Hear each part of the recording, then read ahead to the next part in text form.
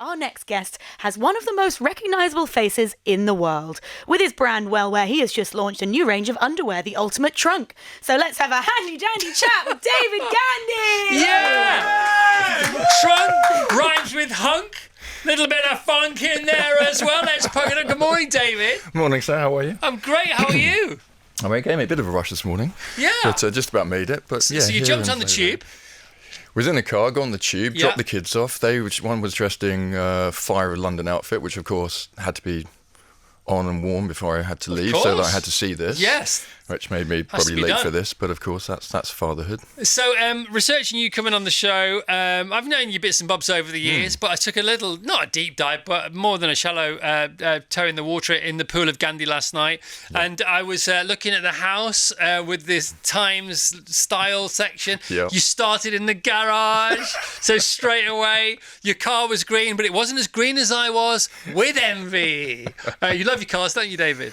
I do, I think that's where we met, didn't we? At Goodwood, I think, when you were doing for a while ago, and chatting cars. But yeah, that's my passion, Chris. Really. Right, now that one is an XK120, Janko XK120. Yeah, we built that for the Mille Mille, the Italian race. miler. So we did that. Now, your co-pilot was who for that race? Oh, so I've done it twice. I've done the Yasmin Le Bon, was the first one. Very calm, sedate. She's a great driver. And then Jodie Kidd, who, Jodie Kidd, and she's unhinged. In every possible way, but it's kind of matched me more. So we were terrifying each other, but we loved it. So so that was fun. Is it true that you, David Gandy, do not like having your photograph taken? I know, it's really weird. That's so crazy. It's really. When people just go, and you expect whatever. us to believe you? No, still now when people come up and go, "Can I have a photo?" Well, we're doing stuff like this, and my heart sinks still to this day. And I don't. Is it anxiety then? I think because when I go into a studio or I'm working, then I can. It's not a persona you put on, but you'll know. And I'm not aware when someone comes up for a photograph, we're doing something. Then I just want to. I still run to this day, like red carpets. They still scare the living daylights out of me. Right. So tell me about that. Let's just take a slightly deeper dive into that. I have no idea, mate. To be honest, I mean, if you go, all my school photos is just me looking terrified and slightly miserable that I've got. And my mum kept buying them, right? Like for some reason. Because all mums do. They do. They know they have to. Yeah. And that was it. But I think it's like a lot of actors. They'll say they can't watch themselves acting, or they don't actually they love playing a character. Some do, some don't they? I mean, yeah, that's absolutely. The thing. So I think it's that. Kate Blanchett, she famously has never seen anything she's been in. Ever. I mean, I don't know how that's... I was thinking about it, and she's been to premieres, whether she leaves or not. A lot of actors do, don't they? They go for the red carpet, and then they go in one door, out the other. How are you with photographs of yourself, professional photographs of yourself? Do you look at them and go, I could do this a bit better, I could do that a bit better? Yeah, good. I'm my biggest critic. So how does that manifest itself? Well, I suppose over kind of like 20 years, I've been doing it 25 years now, that you kind of have to know, if you're, I say, what you're doing, or you're trying to be a professional in this industry, you have to know what looks good. You almost say, I now in my head, a photographer will take the picture, I'll be like, no, that's not it.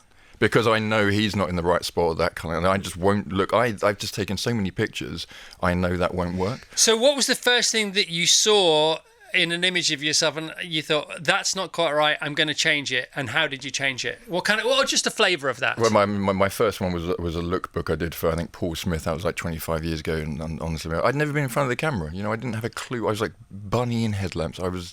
Didn't have wide-eyed and looked petrified, and poor Paul Smith in this lookbook. That's what you thought. We all thought you looked great straight out of the gate. I've burnt all the copies of that, and it's not even online. So yeah, and you just learn, you learn slowly, and then you learn from other people. And I was very fortunate. I always say my platform from where I wanted to be was always the female supermodels, and you kind of just sort of learn from them, not just in front of the camera, but behind it as well, and how they with a business temperament and everything else. So yeah. And you talk about they had teams.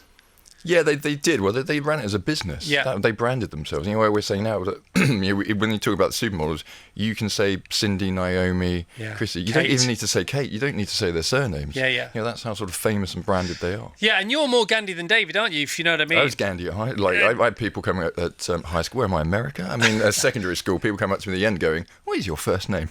Yeah. I didn't have a clue because I was always Gand or Gandy. It's a great surname, though, isn't it? For so many reasons. No, but it is, though. I mean, it's just, you sort of mean business. And now I saw you once in a queue. We were both going to America. You were just behind me. I think it was with your assistant, and you're flying to America. How many times have you? Is that a thing for models at your level? Are you always back and forth to America? You are, yeah. I mean, it was America everywhere. But I mean, America, New York was always New York was the place. Was the main, and I love New York. I mean, I spent a lot of time there. But yeah, we were kind of edging 90, 100 flights a year at one point. Which you actually sort of think about that. That's it's a couple a week. Right. And so would you land? No need for jet lag because you're back before you know it. All that kind of stuff, or sometimes, I did Australia. I'd never been to Australia, and then did Australia 3 times in 8 weeks because I kept on coming back for work and then going back. And reshoots or different campaigns. One was like campaign, one was PR, and then one was something else. So I just had to. It just happened to be that way. And then I think it was like the GQ awards I then had to fly back for. So in the end, it's just part of your life. It was weirder to come into back into my life as a dad, and having a sort of very strategic kind of routine in some ways. I mean, it has kind of changed a bit, but I was like, walking around Waitrose or like M&S going, what am I doing? Like, this is like literally looking at planes going over London thinking, I should be on that. Yeah. Like, where am I going? It took a lot of time to kind of adjust. But so you're globally institutionalised, or out-institutionalised, or whatever it is. So interesting. So first big break, would that be Dolce & Gabbana, or would that be the first big break, would it? That was the big break, yeah. Okay, that was for people who don't know, the Dolce & Gabbana campaign, the light blue campaign, 17, 18 years ago now, whenever it was. 18 years ago. How did that happen? What was it for people who don't know? And is it still going or not? It's still going. The fragrance is still going. It's now. We parted ways after 18 years. Okay. It was a long. I mean, nothing goes long that long. So no, it was campaign for light blue, the women's fragrance. Dolce Gabbana light blue started, and then they wanted to start a men's. They were looking for this sort of bigger built, Mediterranean-looking guy.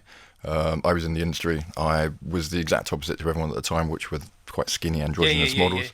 And we shot that in a rather small pair of swimming shorts in Metro, and it was very different to that everyone had seen for a while. So, do you have to audition for things like that or not? No, I mean that one was just cast. That came about from literally going to a party with Dolce & Gabbana, going to a dinner, and Dolce & Gabbana was there, and I hadn't seen them for about 4 years. Yeah, and then they booked me for their campaign, and I was in Milan for Fashion Week, and then my agent called and said, we're negotiating on something, but get ready to.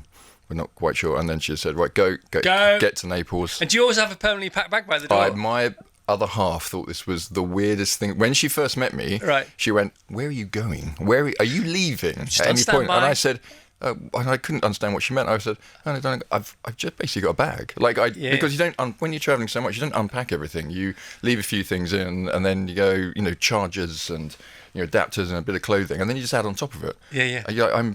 People are going, are you ready for your holiday? You're packing 2 weeks before. I'm like, I pack an hour before my holiday because that's... Yeah, because that's what you do. That was my life. Right, so that was the big breakthrough. Other tipping points in the last sort of 2 decades? Quite a few, maybe. So kind of ventured out. We did there was a David Gandy book. There was there's been a bit of underwear here and there, of course. Yeah, and then I mean the. That's so funny. Oh, you say you made me laugh when you said I did a deep dive on Google. I was like, I have to apologise about that. It doesn't have to be that deep. And I mean the one that kind of still stands out was the Olympics. So the closing ceremony of the London Olympic Games. And weirdly, one of those things you say you put stuff out in the universe sometimes. And when I remember when London got that, and I just thought to myself, I'm going to be part of that. And I don't know why I thought that. I have no idea. And then they called because they were bringing all the female supermodels from the British fashion game because we are such a force in the fashion world. So there were, I don't know how many girls, like 10 girls, and then token me basically just walked out. I mean, interesting anyway for so many reasons. Obviously the opening ceremony is one thing, but we didn't know how well it was going to go, and then it went well, and you're at the closing. And then we're at the closing. And it was what was that like? It was just the most incredible thing.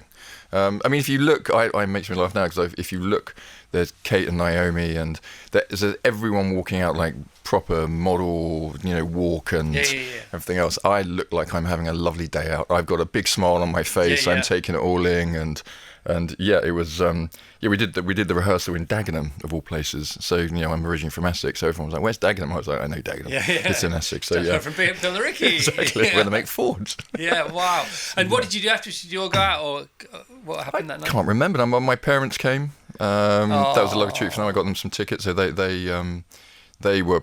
I mean, they probably complained that how long it took them to get home or something. That's what they usually do after something. You talk about your granddad. Your granddad used to work at number 10. Yeah, he was staff at number 10. Wow. Yeah, we've got pictures. So I've been back a couple of times with the British Fashion Council to go to number 10 and meet the Prime Minister. And I'm stood outside the door, and we've got a picture of me and my sister.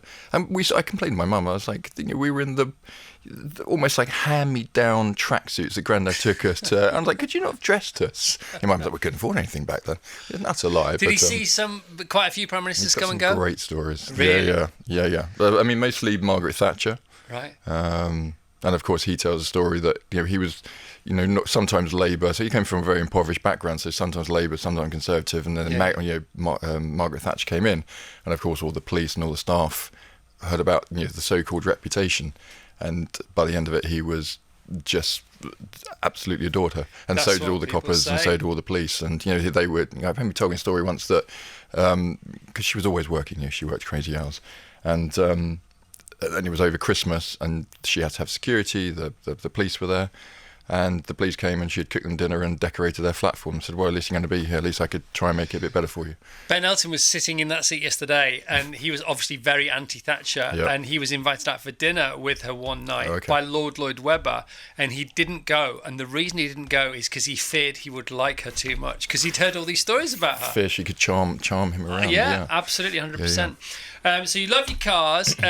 You're a hardworking guy. You've taken your job very seriously. Your mum and dad were all about respect, and your grandparents were all about respect, weren't they? They were. This is who you got to be. It's not so much what you do; it's how you are when you're doing whatever it is you get to do, I suppose. And I've been passing your billboards for many years now, because you have a couple of billboards just outside the Land Rover showroom on the A40. Yeah. No need to fold your arms. Heading out west. I know you're sort of Richmond way, but I'm going sort of the other way. Yeah. And the Wellman stuff, right? Yeah. So what is, we'll get onto Wellwear in a sec, but I'm obsessed with I've never done your vitamins because I've got my other vitamins. Yeah. But I've always been tempted to do the Wellman stuff. Tell us about who they are you part of it, what happened, when did your paths cross? I'm just so interested in this association of yours. Yep. So Vitibiotics, who make Wellman, Tej, who's the owner. We were walking out of a meeting in my agent's office, and I was taking. I took the vitamins because I didn't know much about them, but they seemed like they were. Yeah. They were good, and I did a bit of research on them when I was training. And as he was walking out, and I said, "Oh, Tej, nice to meet you." I just like, actually, I've been using your the Wellman since I was about 20. They happened to be going into that office to look for, because they were very sports orientated, to go lifestyle. And then we kind of all turned around, went back in the office and said, okay. Because it was actually very genuine. And that's what I try and do with all the brands. Everything, everyone I represent and work for and ambassador for is very genuine to me. Give us your greatest hits of collaborations. Well, it's not that many, because it's kind of, I'm very loyal to the brands I worked with. Right. So, I mean, car-wise, Jaguar Land Rover, I've been working with, I think now for about 15 years. Dolce, you could say it's been 24 years, but it was 18 for light blue. M&S, I had my range with them. In total, that was 8 years. Massimo Dutti are still good friends. So anyone that kind of, because I didn't work that much, first of all, so all those people that gave me the stepping stone to get to where I was, I've always been very loyal to them. Because of course, when I did light blue, a lot of other brands were like, well, can you come and do ours? And I kind of took a bit of satisfaction in saying, oh, you want to use me now? You didn't want to use me 2 months ago, so no. So yeah, I've been fortunate to work with and with a few. Hackett of London, who are a brand I've absolutely loved. Known Jeremy for years. I've just sort of started working with them over the last couple of years. Good for you. And you're in a different season now, aren't you? From a career point of view, from a life point of view. We are. What am I in dad's season? I think now really as well. Yeah. That's some kind of dad bod. You do. I mean, there are dad bods and there's the Gandy dad bod. But I've seen the gym, so it clearly works. Congratulations. Thank you. It's handy when you got one in the house. That's been the dream. Monday through Friday, or do you take weekends off? How does it Yeah, work? take weekends off. Monday, Friday, 45 minutes. A stretching. No, I'm terrible. I'm terrible. See, I'm the opposite. I can't. I'm very lucky. I've got a garage that I've turned into a gym. Tash, my wife, uses it more than I do. There are weights in there, and we have a little standoff now and again. Me and the weights. I've really dialed it down now because anything is better than nothing. Yeah. And if it's too confrontational, I just don't like it. It hurts too much. I'll run forever. I'll cycle forever. I'll stretch forever. But we're sort of the opposite, aren't we? Yeah, because I don't do any cardio. Yeah. And when I take the dog for a walk in the morning, which is, I very fortunate on Richmond Park. Jeez, those dogs. Yeah, 3. Yeah, so that's 3-4 miles, and I walk a lot. I'm constantly. I drive my other half around the bench. She was like, "Can you just sit still?" Yeah. I never do. So I'm constantly active, and then it's not. But I think people probably think I'm so careful about diet that I'm in the gym 2 hours a day, and it's like simply not true, really. Yeah, and also you don't have that physique, but it's a different kind of physique. You can do too much, can't you? And it's amazing what you can achieve in 45 minutes, 3 times a week, half an hour 3 times a week. If you walk every day, it just changes your life, and it changes the way you think, and it changes your association with food because you need better fuel with more nutrition in it, and then that breeds a better microbiome, and then the microbiome does the thinking for you, and it's just, you can get into an upward spiral. You can. I finally discovered. Better late than never. It's a lot, and is it like a lot of it is about nutrition? And I've always sort of said just everything in moderation. When people say, "Well, you don't touch carbs, and you don't touch, this," and I'm like, no, I pretty much eat everything. The only thing I sort of say is processed foods. If there's one thing I can tell people, I'm like, just don't touch processed foods. Yeah. Like that is the only thing. So. And the best way to do that is not have it in the house. Absolutely. Because it will win. Oh, I will eat it. Like if it's in the house, that's the thing. So just don't have it. Don't let it cross the threshold. It's a habit. And then like sort of training wise is it's basically into a habit, and it's a bit of like dedication, and but then it becomes the norm to do it. Yeah, and you miss it. Isn't it great when you get to a point where you miss not doing something that's healthy for you? Yeah. And you feel that kind of guilt as the opposite kind of guilt. Yeah. That's sort of healthy guilt, if that's possible. So the fitness is good, career's good, it's all rather wonderful. And we now have Wellwear. Wellwear. Yeah. Is it with Wellman? Or is No, they're completely separate. It's just we sort of combined. I had David Gandy for Autograph at M&S. Right. That did really, really well. And what can we buy from Wellwear? Wellwear is like refined essentials, if I can put it that way. So we're not trying to, you're not trying to reinvent the wheel here. I just looked at it, and we got into this big habit because of people almost buying ultra luxury, which was okay stuff, luxury stuff, but with a good name on it. Yeah, so they were paying far too much, so expensive. And then there was fast fashion, which is the other end. A lot of it is utter crap, and it shouldn't be made in the first place. And you shouldn't be able to buy a T-shirt for and it will fall off you before you take it off. It's just exactly. When you wash it twice, so we went for an attainable, which I always did at M&S. So we just looked at everything from the T-shirts to sort of sweatshirts. Refined essentials. I love really. That phrase. So we just looked at every way of just. It was that thing of like I would look on famous websites and it would go, right, I need a white T-shirt. Page 1 of 5. I was like, I just want the best T-shirt. So we started doing the ultimate range. So I just said to the team, if we're looking to the future, and they said, David, do you can have sort of wellness put into the T-shirts. There's like a antibacterial, anti-odor in your T-shirts, so they don't smell. You don't have to wash them.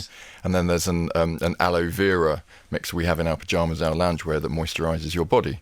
And then there's infrared. There's so much you can do because that was where Wellwear came from. Pretty much. Wow, how long has this been going? I had no idea. Nearly 4 years now. So, why not? Why not? Because we talked about silk pillowcases a couple of months ago, and apparently they're just really good for your skin and your hair. Good for your hair. Yeah. So this is taking that kind of narrative forward. Drives around the bed because my wife has a silk pillowcase, but it doesn't. About my houses and interiors, I kind of like my 4 matching pillowcases, and she had one that doesn't match. So every day when I make the bed, I'm like, it's kind of silk pillowcase getting on my nerves a little bit. Your house. Is it the Times? Is it Times Style section? What is it? Times.com or whatever it is? Times, yeah. Your house is so clean. It's so tidy. It's like a cross between, I was watching it, and you must know this because you'll remember this show.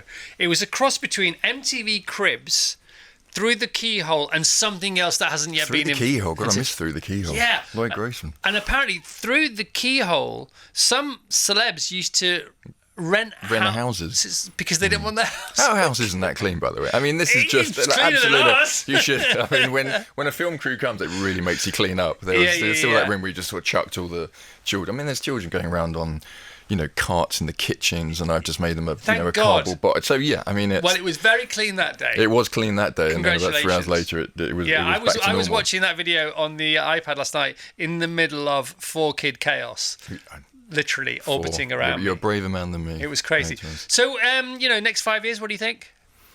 Next 5 years? Well, we've just launched the underwear.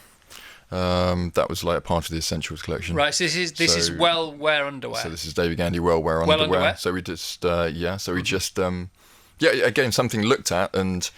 And do you have to do all the modelling? I suppose you do, don't you? Yeah, we did. I did the modelling on this one. Because you're cheap, I would imagine. I am cheap. I'm very cheap for myself. That's what I was going to say. Yeah. I have to make myself redundant soon, I think. Technically, do you have to invoice for that? I suppose you do, don't you?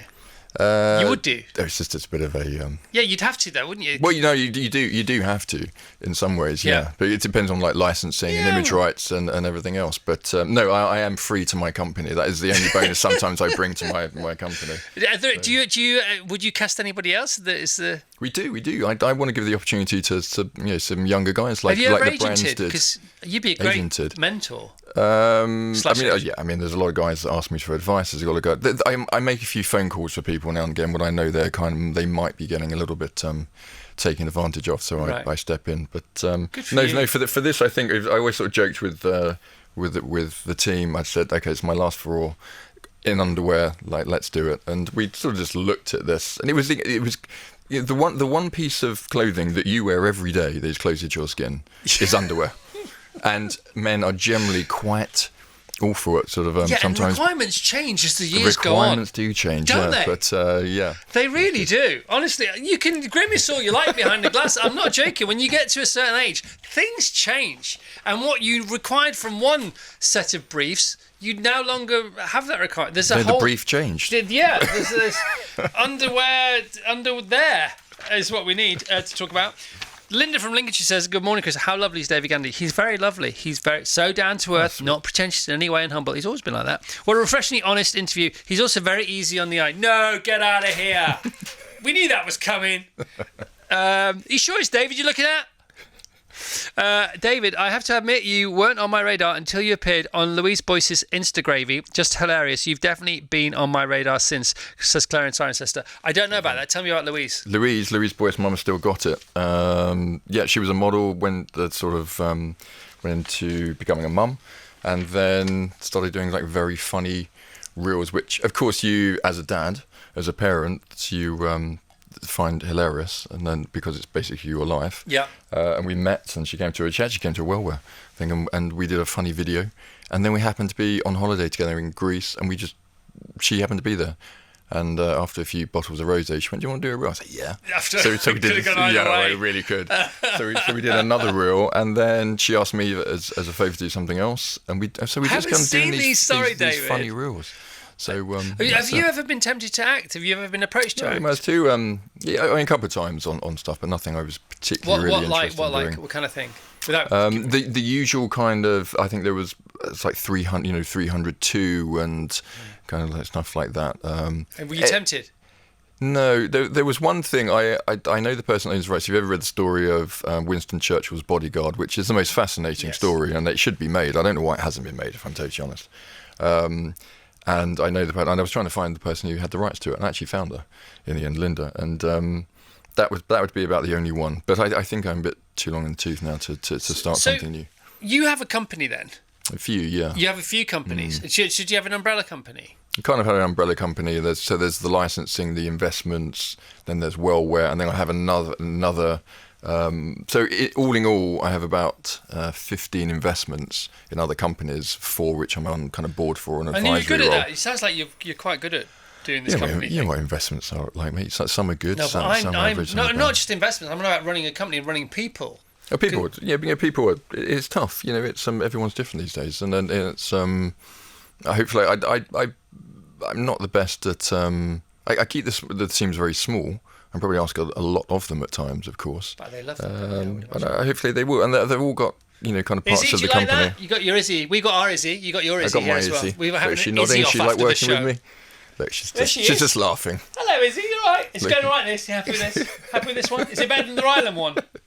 I love Ryland, by the way. Yeah. She So can't Izzy's always in my, wherever I'm at, she's always in my Yeah. sight of just, I'll Izzy's there, I'll it's just all see a right. head coming up of she thinks I'm going somewhere where I shouldn't on a Yeah, conversation. so she gives you the sort of media wife death stare. She does. If required. She does. Well, it's great to see you, man. Good to see you, sir. When are you Thank you next for doing this. something with motorcars? Well, I've just done the Mini. Tell us about that. So the Mini, I was Ian Callum, who not many people know, but you will know, designed the basically the Aston Martins as we know them today. I still think all the Jaguar cars. I've been working with Jaguar, worked with Ian, and he then left to go and do Callum Designs, and we spoke about doing cars for ages and talked about Astons and Jags and Ferraris, and I said I'm bored with electric. I'm bored with big, sort of heavy cars. I want something around London, literally going back to its roots. And we both had Minis and spoke about Minis. So we just did we sort of restored and resto modded a Mini. So all mod cons, all electric, rate up to about 110 brake horsepower. Beautiful. Of course, I'm from Essex, so it's lowered and loud. Is and it in the house? it will be soon. It's doing all the rounds at the moment, and I can't actually tell you because it's kind of exciting because I don't think generally people thought this was sort of a great idea. And then we just had Hollywood actors and stars either contacting me or contacting him going, I've got to have one of these. Oh, they Where do I want get one? them? Are you going to start making them? Because I based, they're making them. So I based mine on Steve McQueen's Mini Cooper. Right. Because he had a bronze one with one headlight. And that's There- and no one all knew. his cars were bronze. Not all of them. Actually, A lot of the his cars were Porsche, bronze. the Porsche was, and a few others of his. And no one actually, knows that Steve McQueen actually had a Cooper, and so did Enzo Ferrari. Yeah. And so I was just like, it's an iconic British car, probably the most I would argue, probably apart from the E-Type. Yeah, if you get in an original Mini, or sort of even a sort of 90s Mini, before they became Maxi, not Mini, Yeah. they're just great to be in. There's nothing just going so on. much There's fun. nothing there apart from the steering wheel. There's an indicator stalk, but Yeah. that's sort of it. Then there's the big, the speedo, Yeah. and there's nothing else. There's And the then oil you just and the don't back. brake for corners. They don't It's brake, like, and you just got to be careful and all that My kind girls of stuff. can't wait for it because I've called her. I named my car. So the Jag is Matilda, the Porsche is Tabs, and then the Mini is Doreen after my grandmother. So they're looking forward to Mini Doreen. Dorian like birds of a feather, Dorian. Dorian. Oh my God! Wow, that's what a character, what an actress.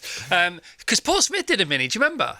Paul Smith is now his Mini is now in all his campaigns. So like Mini, and then what else did I see? I like his Mini. And then Dyson had like a fleet of Minis going over to Germany to launch a new product. Paul Smith did a Land Rover. Did you ever see that? It was like a Mondrian, but it was actually a did, Paul. actually. Yeah, it's the modern Land Rover. Yeah. It's So we gorgeous. worked on this one with Wooden Picket. Maybe do you remember Yeah, of Wooden course Picket I do, did the yeah, Minis, yeah. and they did the Land Rover 100%. Range Rovers from the 70s. That was So like the Rolls Royce of Minis. So they've now Cilla bought- Black had one. did she? Yeah.